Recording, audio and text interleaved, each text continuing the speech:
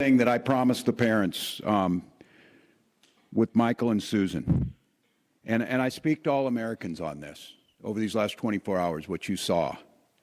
I'm going to close with one thing that I promised the parents with Michael and Susan, and I speak to all Americans on this over these last 24 hours, what you saw. You're now knowing more about this young man,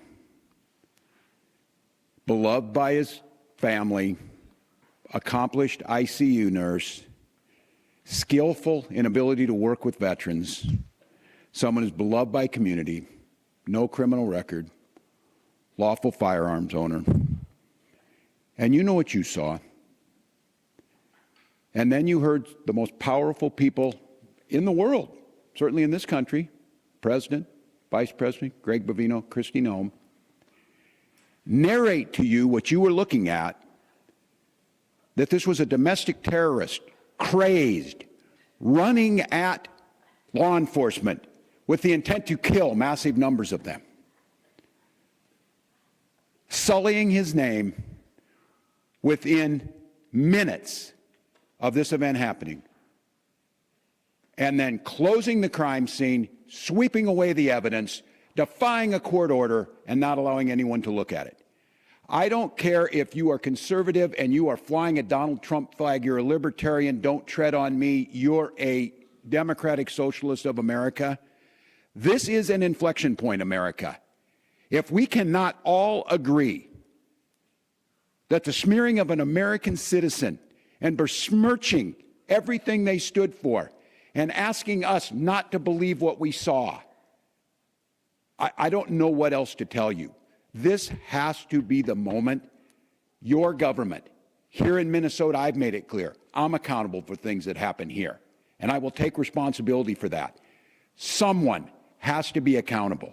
Someone has to hold the final decision on this. And sitting behind a keyboard at 2 a.m.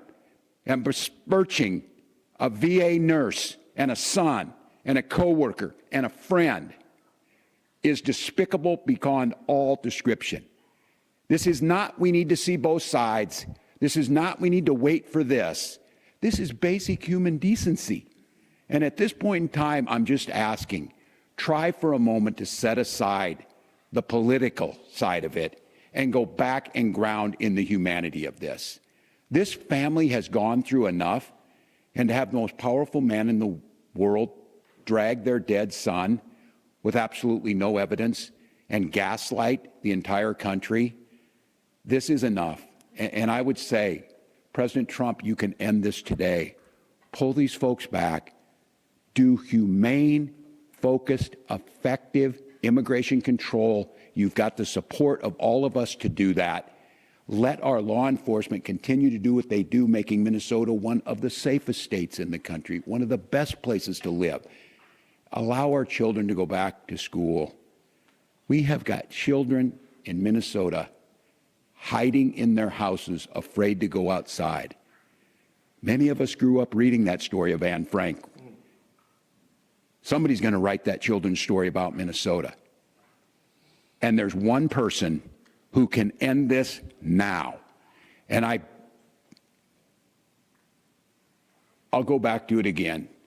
Please show some decency, pull these folks out, reset this situation, and allow us to do the job that the Attorney General, myself, were elected to do, protect the people of Minnesota and carry out the laws of Minnesota. We'll be back with you when we get more information.